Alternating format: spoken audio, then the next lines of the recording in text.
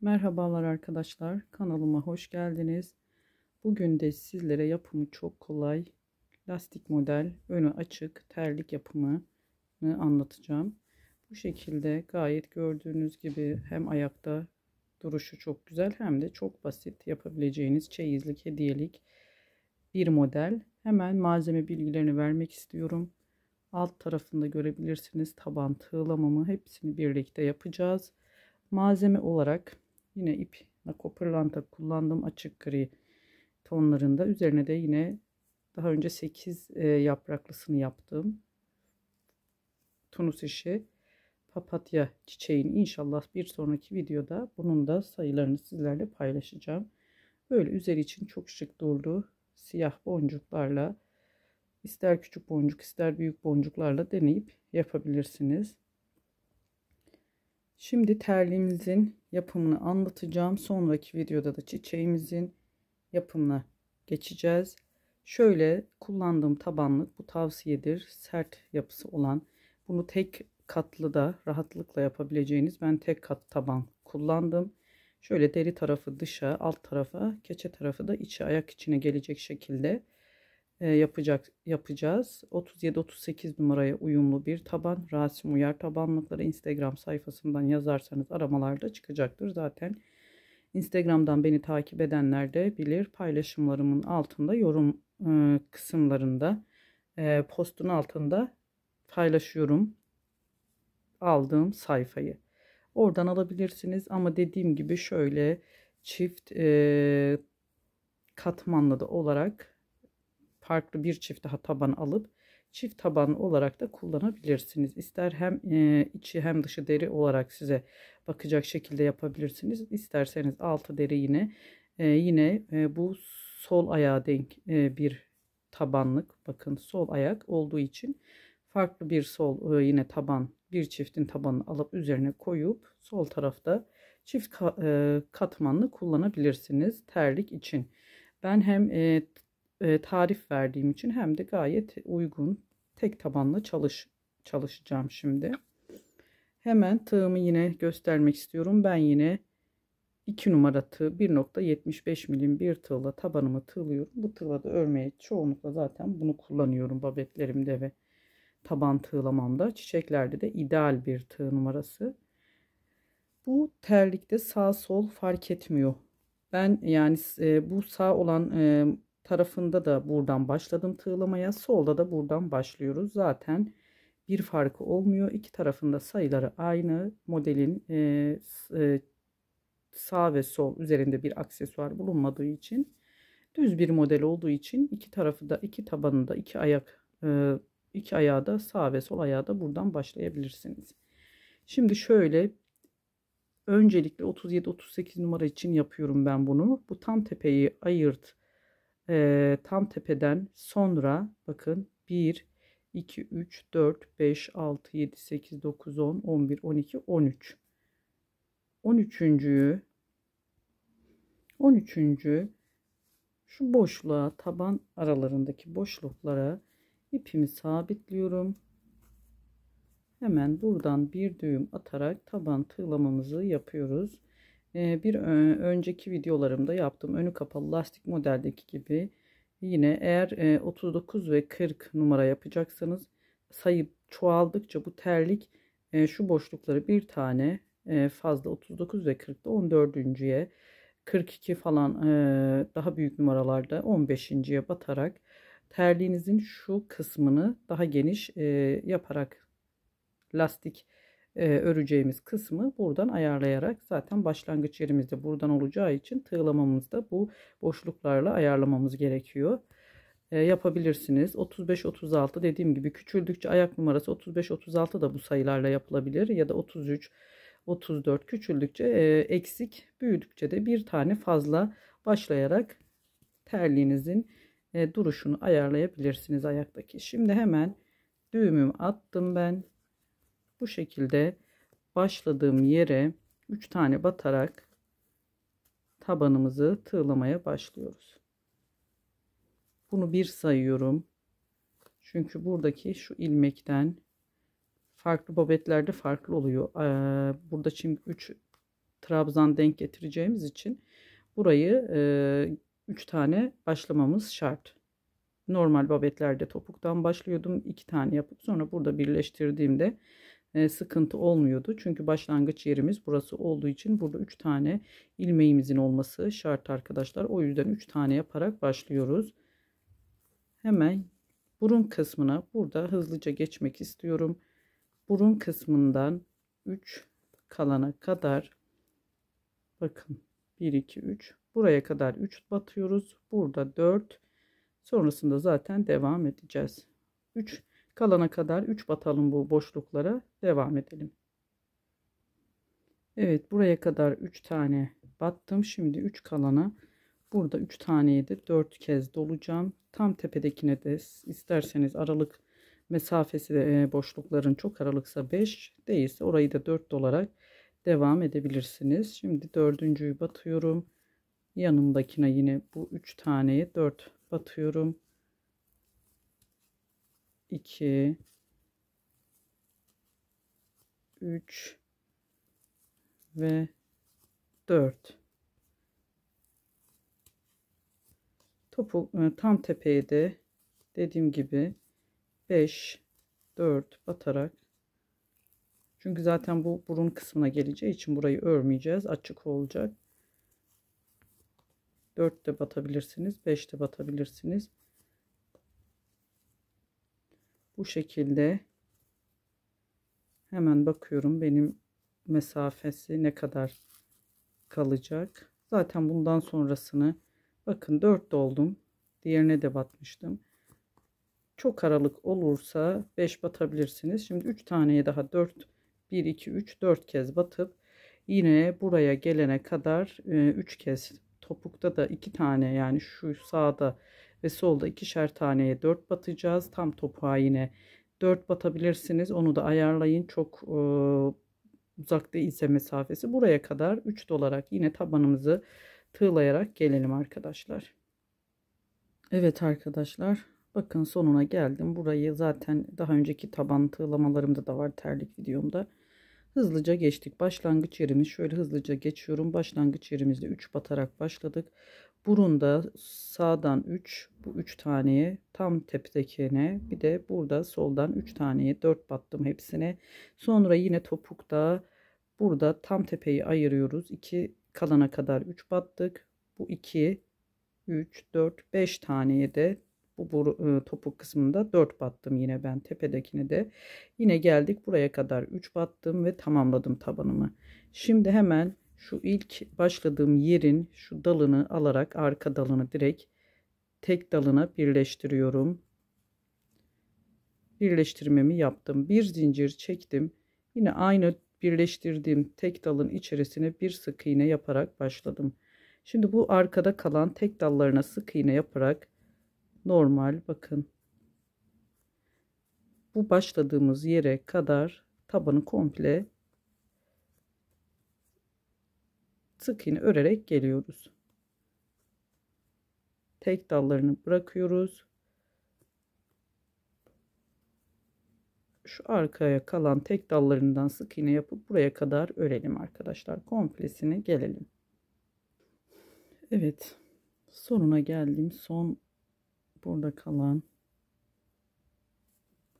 ilmeğimin arka dalını alarak sık iğnemi örüp burada ilk yaptığım sık iğne tepesine birleştirdim. Şimdi 2 zincir çekiyorum. Bakın aynı, hemen şu birleştirdiğim yere bir trabzan, ikili trabzan yaparak başlıyorum. Şimdi toplamda ne demiştik? 13 1 2 3 4 5 6 1 2 3 4 5 6 7 8 9 10 11 12 13 tane yapmıştık. Tepeyi saymıyoruz. Biz şu kısma kadar, tepe ve şu yandaki 2 tane kalana kadar trabzan öreceğiz. Benim 36 tane oldu arkadaşlar.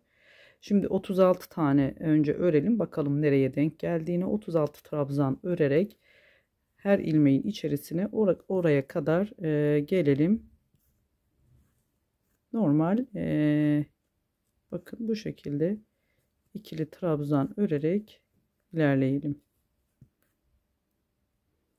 Evet, 36 trabzan ördüm. Bakın tam tepedeki ne saymıyoruz. 2 tane tam bu ikincinin başlangıç yerinde, üçüncünün de tam bitim yeri oluyor arkadaşlar. Buraya kadar 36 tane siz yine trabzan örün. Baştaki çektiğimiz 2 zincirle birlikte 36 trabzan, hemen 2 zincir çekiyorum ve geriye dönüyorum. Bir önden lastik, hemen yanındaki trabzandan bakın bir önden ikili trabzan, bir arkadan belinden dolayıp lastik örüyoruz. İlk saydığımız trabzan sırasıyla bunu 6 sıra yapacağız. Yani bu ikinci sıramız olmuş olacak. Kameraya elim çarptı. Bir önden bir arkadan bu ikinci sıramız. Bundan sonra 4 sıra daha öreceğiz. 7. sırada kesme işlemimiz olacak. Aynı şekilde örüyoruz. Her seferinde 2 zincirle başlayıp bir önden bir arkadan bu lastiklerimizi örmeye devam ediyoruz. Şimdi sonuna kadar örelim. Ben yine dönüşte yine göstereyim o döndüğüm yeri bir tekrar. Böyle örelim. Sonuna geldim. Yine önden lastiğimi örüyorum. 2 tane kaldı. Bir tane yine arkadan alıyorum. Ve sonuncusunu yine bu şekilde düz bir şekilde, şu çektiğim 2 zincir vardı alt sırada, ona düz bir şekilde yine önden sayıyoruz. Onu da 2 zincir çektim, tekrar bakın çevirdim düz tarafını. Şimdi yine bakın öne 2 zincire değil, hemen öndeki lastiğimizi, eğer bu lastik arkadaysa bitirdiğinizde siz arkadaşlar oraya takılmayın. Yani illa önden başlamak zorunda değilsiniz her seferinde. Arkadaysa arkadan alıyoruz yine arkadan. Yani ilk başladığımız arkadaysa arkadan başlıyoruz. İlk 2 zincir çekip de illa önden başlanacak diye bir kaide yok. Nasıl denk geliyorsa o şekilde, arkadaysa arkadan, öndense önden başlayarak devam ediyoruz. Şimdi bu 3. sıramız oldu bizim trabzan sırasıyla birlikte. Daha göstermeme gerek yok artık. Bitim yerlerini de geliyoruz. Öndense önden, arkadansa arkadan bitirerek devam ediyoruz. Bu sonlardaki çektiğimiz yani başlarken çektiğimiz bu 2 zincirlere de muhakkak batıyoruz. Yani bakın en sonum benim arka lastik. Sonunda da bir 2 zincirim var. Oraya da önden normal düz bir şekilde batarak ilerliyoruz. Yine sonuna geldiğimde ben orayı göstermek istiyorum, başlangıcı. Bu 3. sıramızı örelim, sonuna kadar devam edelim. Evet, yine sonuna geldim. Ön lastiğimi aldım. Son 2 tane. Bu arkadan olan lastiğimdi. Başlarken göstermiştim sıra başında. Şimdi şu 2 zincir var arkadaşlar. Bakın alt sırada çektiğim şu 2 zincire de yine önden normal örerek buranın düz bir şekilde ilerlemesini sağlıyoruz. 4. sıramıza geçtik, çevirdik. Yine bakın bu 2 zincir çektim. Hemen yine önden lastiğimi örerek öne denk geldi. Önden lastiğimi örerek devam ediyorum. Yani siz bunun sayılarını, diyelim ki 36 ilmekle trabzanla başlamadığınızda büyük numara, 40 veya 41 siz trabzanla başladınız. Şu ilk başlangıç yerleri, hani öne, onu demek istiyorum. İlla önden lastik alacaksınız, o şekilde başlanacak diye bir kaydı yok. Arkadansa arkadan başlayacaksınız. Bitimlerde de yine aynı. Öndeki önden, arkadaki arkadan, bu şekilde örerek bu 4. sıramız 5 6 aynı şekilde örüyoruz. 7. sıraya geldiğimizde tekrar buluşalım. Evet arkadaşlar, tam 6 sıra yaptım. Ve bakın düz tarafı bana dönük şekilde tamamladım 6 sırayı. Şimdi 2 zincir çektim. Kesme işlemi var. Önden lastiğimizi alarak tek lastik örüyoruz. Ve burada yarıya düşürüyoruz trabzan sayımızı. Sadece ön lastikleri örüyoruz. Arkadakilerini örmüyoruz. Ve sonuna kadar bu şekilde devam ediyoruz. Sade tek lastikler örülerek burada terliğimizin kesimini yapıyoruz. Sonuna kadar örelim. buraya kadar gelelim. Evet, sonuna kadar tek ördüm. Bakın sondaki 2 zincirlik kısma da battım. Yine 2 zincir çekiyorum ve geriye dönüyorum. Şimdi tekrar bakın yanındakine önden alarak bu sırayı da bellerinden dolayıp yine ön lastik şeklinde örüyoruz. Arkadan almıyoruz. Burayı da sürekli sonuna kadar bu şekilde tek tek arttırma eksiltme yapmıyoruz. Tek tek önden beline dolayarak sonuna kadar yine örelim. Terliğimizin bir üst sırasına geçiş yapacağız.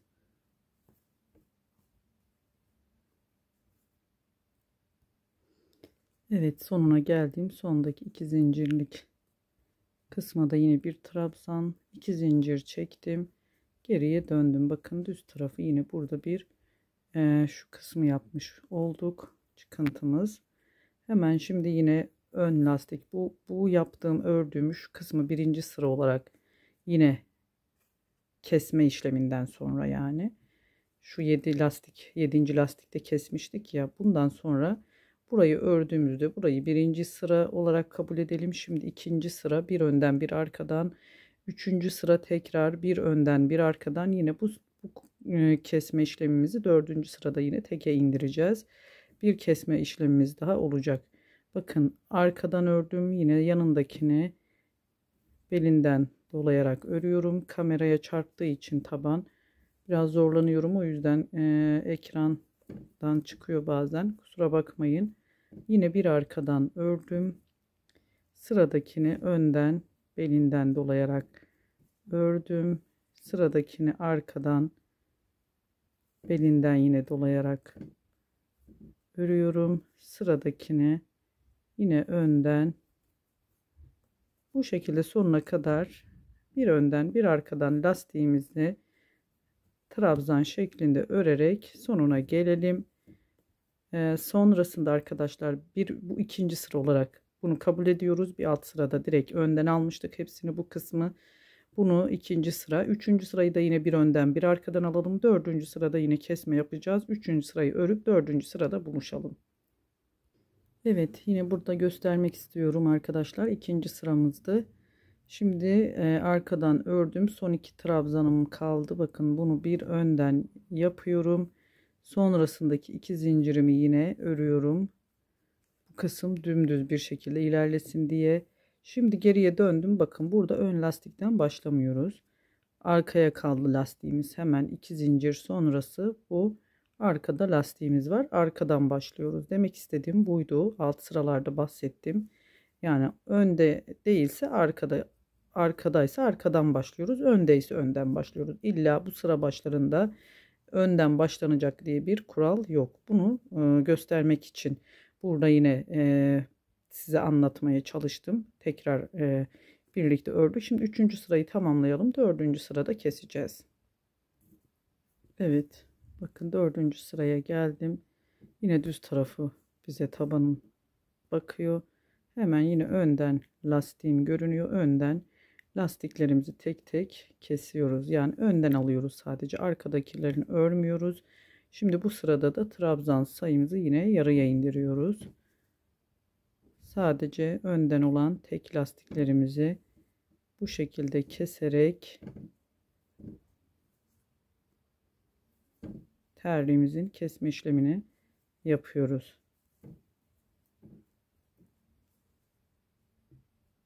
Bakın arkadaki arkada, öndekini alıyoruz. Arkadakini örmüyoruz. Tek önde kalan lastiğimiz. Burada yine son önde olan lastiğimiz var. Sonunda da 2 zincirimizi muhakkak burada başlangıçlarda çektiğimiz 2 zincirimizi, bakın bu sırayı, burayı kastediyorum. Bu sonlarına muhakkak batıyoruz ki düz bir şekilde terliğimizin şu kısmı olsun. Şimdi geriye döndüm. Tekrar bunu çevirip bu önden sadece öreceğiz. Bu sırayı da önden lastik şeklinde örüyoruz hepsini.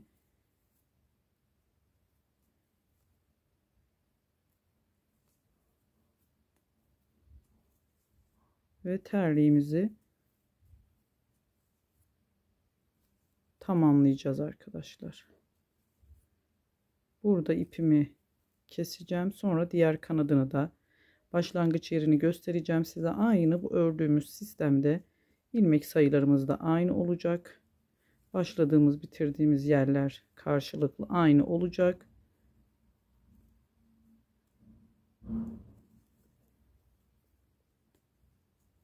Ve son 2 zincirimi de bakın burada o kalıyor. Onları atlamayalım. Muhakkak örüyoruz o 2 zincirlerimizi. Evet bakın burada ipimi ben keseceğim. Sonra diğer kanadına. Şu kısım, üstteki kısım yanıltmasın. Bunları en son şu kenarlarını ördüğümüzde aşama aşama ilerleyeceğiz. Bunu burada kesiyorum. Terliğimizin görüntüsü bu şekilde olacak arkadaşlar. Keselim.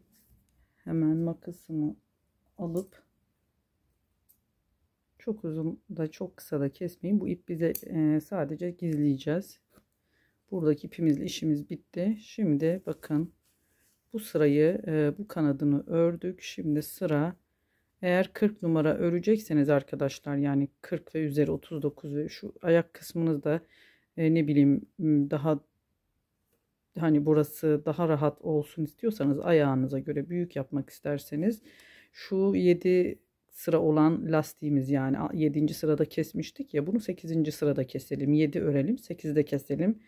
Ya da buradaki kısmı da yine bir sıra çoğaltmak isterseniz 3 sıra 4. sırada kesmeyelim de 5. sırada keselim. Bunu arttırarak terliğinizi büyük yapabilirsiniz. Hemen şimdi diğer kanadını başlamak istiyorum. Şimdi yine ben bu taraftan başlamayacağım. Şu tabanımın nasıl buradan başladıysak tabanımın şu deri tarafı bana bakan kısmından başlayacağım. Hemen ne yapmıştık? Burunda tam tepe şu 2 kanadını ayırıp şurada yine 2 kanadın tepeyi saymıyorum. Şu 2'nin bitimi tam 3'ünde yine şu orta kısmından, bakın orta ya da şu 3'ün tam 2'nin bitiminin şu başlangıcından başlayarak terliğimizi buradan şuraya kadar 36 ilmek, yani yine 1 2 3 4 5 6 7 8 9 10 11 12 tane boşluk karşılıklı denk gelecek şu kısım gelecek şekilde 36 ilmeğimizi yapacağız arkadaşlar. Bunu ayarlayalım. Başlangıç yerini göstereceğim sadece. Kanadı aynı diğer kanatta nasıl yaptıysak işlemi aynı şekilde ilerleyecek arkadaşlar. Bakın hemen 2 zincir çekerek ipimi de buradan yürüterek 3 zincir de yapabilirsiniz bunu, ilk başlangıç olacağı için.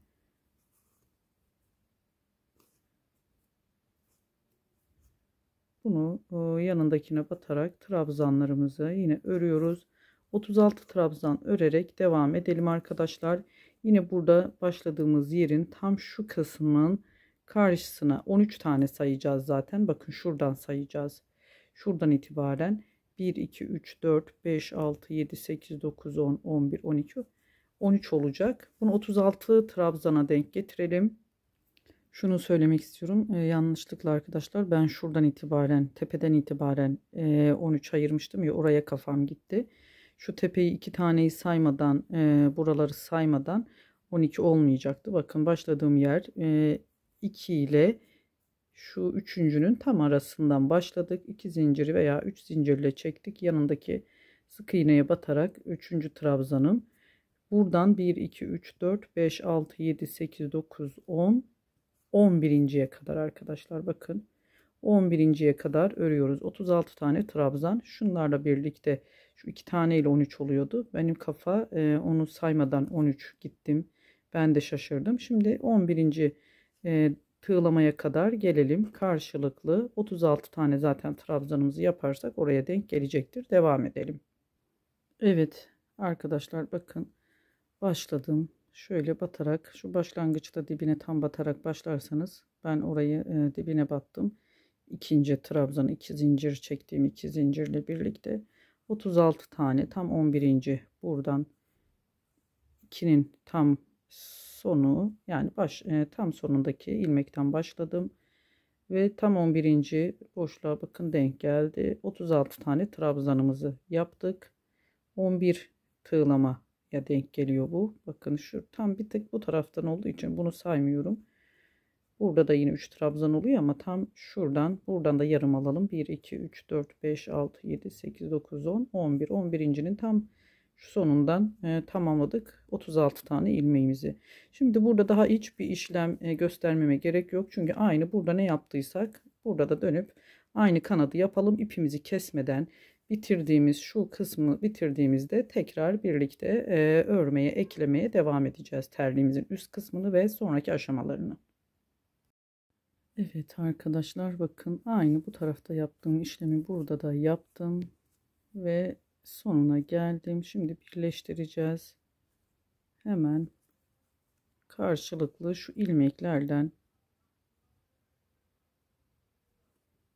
birleştirmemizi yapıyoruz.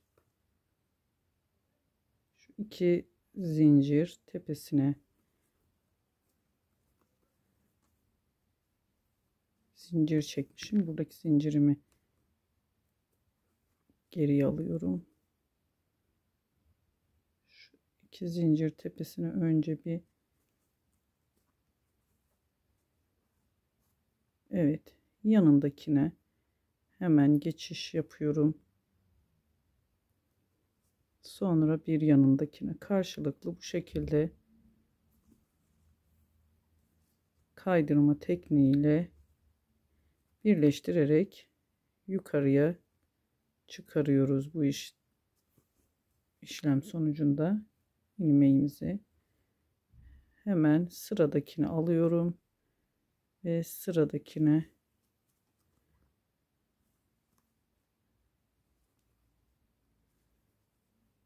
buradan karşılıklı ilmeklerimizi alarak tamamlıyoruz. Yukarıya kadar çıkalım. Evet, yukarıya kadar geldim. Tam şu dediğim gibi zincir tepelerinden de kaydırmamı yaptım. Ve burada şimdi arkadaşlar yine şu kenar oyasını yapacağız. Hiç ipimi kesmeden direkt bir zincir çektim. Hemen şurada 2 zincir boşlukları var ya, buralara 7 kez bunu ayarlayın. Çünkü aralıklarını şimdi ben gelişi güzel öreceğim ama bakacağız. Aralıklarını, boşluklarını ayarlayalım. 5 6 önü kapalı modelde de aynı vardı. Siz bunu farklı bir oya da yapabilirsiniz. Farklı bir şeyde deneyebilirsiniz. Hemen buradan direkt bakın şu kısmı sabitledim. Yine bir zincir çektim. Buradaki 2 zincir içlerine bir tane atladım. Diğerine geçiş yaptım. Burada da yine aynı işlemi yapıyoruz. 7 tane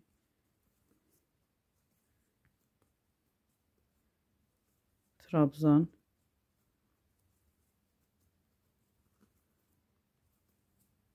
örüp bir zincir çektim. Yine bakın bu kısma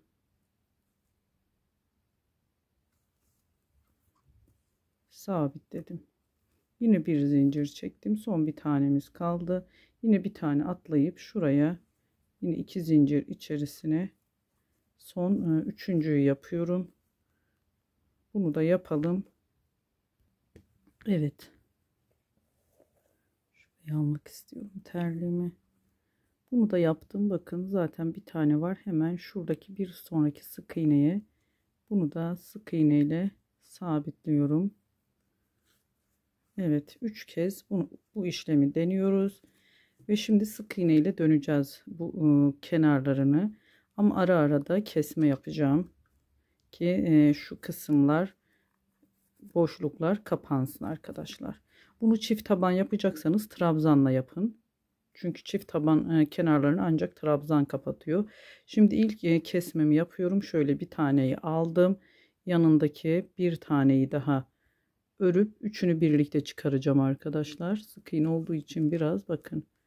İki taneyi birden kestim. Burada topluyoruz, yani kenarları toplanıp görüntüsü giydiğinizde ayağınızda da bunu ara ara böyle 2-3 tane yanlarda 3 tane şu topuk kısmına yaklaştığımızda yapalım. Yani 4-5 sık iğne sonra ördüğümüzde bunu tekrarlayalım. Şimdi bir tane daha yapacağım. Bakın tığım, evet, yine kesme işlemi yaptım burada. Evet, burada bir tane daha kestim. Dediğim gibi burada da gösterilecek bir şey yok. Ara ara buralarda 5 sık iğne örelim. Ördükten sonra bir tane kesme yapalım ki toplasın kenar kısımlarını. Şimdi ben bir tane daha, bak 5 tane bakın yaptım. Hemen yanındakiyle üçünü birden kestim. Yine şu tepeye geldiğimde bir tane daha, bir tane de yanda, bu şekilde aralıklarla 4-5 sık iğne sonrası bir kesme yapalım ki tabanlığımızın bir tane daha örüp, şimdi sırada yine bir kesme daha, bir şu yanından da alıp üçünü birden bir taneyi indiriyorum. Bunu aralıklı yapalım ve şuraya kadar örelim, gelelim tekrar kenar oyasına. Evet, bakın gayet toplandı. Yani elinizle açsanız da geriye açılmıyor. Bu şekilde tabanı gayet düzgün duruyor. Dediğim gibi çift tabanlı yapacaksanız bunu aynı teknikle kesmeleri aynı sırasıyla yapın ama trabzan olarak örün. İkili trabzan olarak daha yüksek olsun. Hemen şimdi son kesmemi de yaptım. Burada bir sık iğne daha örüyorum. Yanında yine bir sık iğnem daha var. Ve hemen direkt zincir çekmeden şu kısma bakın bir tane atlayıp buraya trabzan, 7 trabzanımız olacak, yine oyasını yapacağız. Aynı burada yaptığımız işlemi buraya kadar yine 3 tane bu şekilde 7 tane trabzan yaptığımız oyamızı yapalım. Tepeye gelelim arkadaşlar. Evet, bunu da yaptık. Hemen tam tepeye bakın hangi kısma geleceğiz. Buraya sabitleyeceğiz.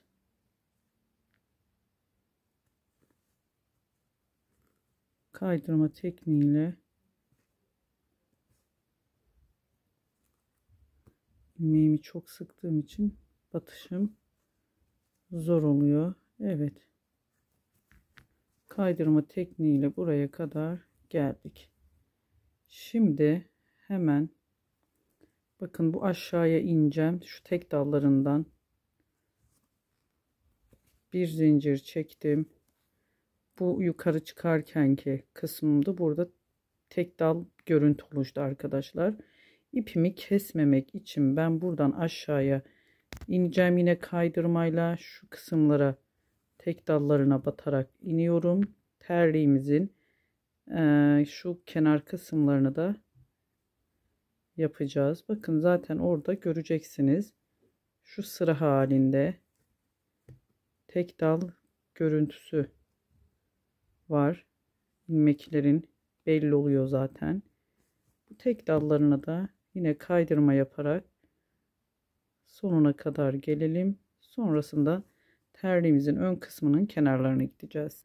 Evet arkadaşlar, bakın sonuna kadar geldim. Burada hemen şu kısmı batıp direkt bir tane bu iki zincirli olan kısımlara ters sık iğne yapıyorum. Bu şekilde çevirip yapıyorum. Tersten gitmiyorum. Hemen diğer bir iki zincirli kısma geçeceğim. Bu aradaki zincirli başlangıçlarda bıraktığımız iki zincirli yerlere batarak bu işlemi yapıyoruz. Çevirip sık iğne ile hoşuma gitmemişti benim, direkt bu şekilde daha hoş bir görüntüsü oldu. Hemen buraya geçiş yaptım. İlmeklerinizi uzun tutarsanız daha hoş görünecek. Hemen sıradakine geçiş yapıyorum. Dediğim gibi her iki zincir arasına bakın. Zaten belli zincir aralıklarımız. Bu şekilde sonuna kadar gelelim. Dibe kadar sonraki iki zincirli olan kısmıma geçtim. Bu şekilde inelim dibe kadar. Sonuna kadar her iki zincirlik boşluğa ördüm. Sondakine de battım arkadaşlar. Şimdi buradan sık iğne yaparak bu kısımda da kesme yapacağım ben. Burun kısmında iki yanda bir tane tam ortaya doğru yaparak burayı da tamamlayalım. Şimdi ilk kesmemi yapıyorum. Bakın yanındaki sık iğneden de aldım. Hemen yine 4 tane buruna yakın bir yere kadar örelim. 3 tane örelim. Burada da bir kesme yapacağız. Yine 3 tane örelim. Burası da gayet yukarıya doğru toplanacak. Yine bir kesme de burada yapalım ama kesme yaparken ilmeklerimizi tığda sıkıca tutalım. Bolluk olmasın ki anlamı kalmaz zaten. Bol tutarsak ilmeklerimizi hemen sonuncuya da burada battım. Bakın burası da gayet yukarıya doğru toplandı. Çok güzel bir görüntüsü oldu. Şimdi burayı da yine aynı şekilde şu dipteki iki zincirlik yere batarak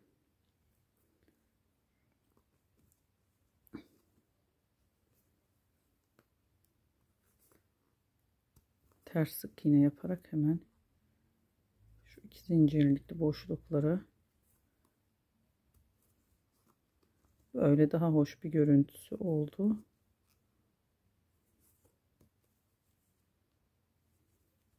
Terliğimizin bu kısmını tamamlayacağız. Sadece taban arka dallarından alıp bir sıra öyle tabanı siz dilerseniz örün ama ördüğünüzde örmeyebilirsiniz de çok daha güzel bir görüntüsü oluyor. Bunu da yine başladığımız yere kadar gelelim arkadaşlar. Terliğimizi tamamlıyoruz. Evet, buraya kadar geldik. Şu ortadaki kısmı tam bunu kaydırmayla birleştirip ipimi keseceğim. Burada terliğimizi tamamladık. Bu aşamasını sadece ipimizi temizleyip bakın çok güzel bir görüntüsü oldu arkadaşlar. Dediğim gibi siz de bu şekilde şu ön kısmının kenarlarını gidebilirsiniz sık iğne yapmadan. Gayet şık bir görüntüsü oluyor. Şimdi hemen şöyle kenarlarını bir sıra şöyle göstermek istiyorum. Bakın gidildiğinde daha güzel bir görüntüsü oluyor. Şu kalan tek dallarından bunun arasındaki farka bakabilirsiniz. Kenar kısımlarını hem kenardan daha yüksek olmuş oluyor hem de alt tarafının boşlukları da daha iyi kapanmış oluyor. Onu zaten bir önceki videomda da göstermiştim. Hızlıca buradan başlangıç yerini yine göstermek istiyorum. Şurada başladığımız ve birleştirdiğimiz yeri kaybetmek için de orayı düzlemek için şöyle birkaç ilmek gerisinden başlayacağım ve alttan ilmeğimi çıkarıp burayı da bir sıra yine kaydırma yaparak tamamlıyoruz terliğimizi. Çiçek videosunu zaman çok uzun oldu arkadaşlar. Bir sonraki videoda zincir çekmiyorum. Bulabilirsiniz. Hemen yanındaki şu tek dala kalan yerlerden tabanı sık iğnesini yaptığımız sırada bıraktığımız tek dal kısımları bu şekilde komple taban etrafını gidelim. Bakın buradaki görüntüyü de zaten göreceksiniz. Şunu alacağım. Başladığım yer, bunu buradan gizlemek için bu ilmeğimizi örmek istiyorum. Evet. Altta kalacak şekilde kayboldu. Bakın düzeldi kenarı da. Hemen, çünkü o başladığım yerden başlasaydım orada bir yığılma olacaktı. Sürekli başladığımız yer olduğu için orada görüntü oluşmaması için ben orayı başlangıç yeri olarak yapmadım. Burayı da arada örerek bakın gayet düz bir şekilde tabanımızı tığlayarak buraya kadar gelelim ve bitirelim. Burada iplerimizi temizleyelim ve taban terliğimizi tamamlamış olduk arkadaşlar. Evet, tamamladık. Bakın bu tamamladığım terliğim bu şekilde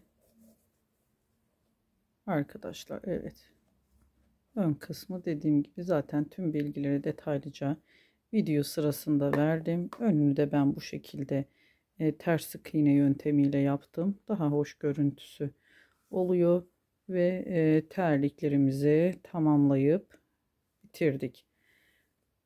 Bu kadardı. Beni sabırla dinlediğiniz için çok teşekkür ediyorum. Başka bir videoda görüşmek ümidiyle. Hoşça kalın.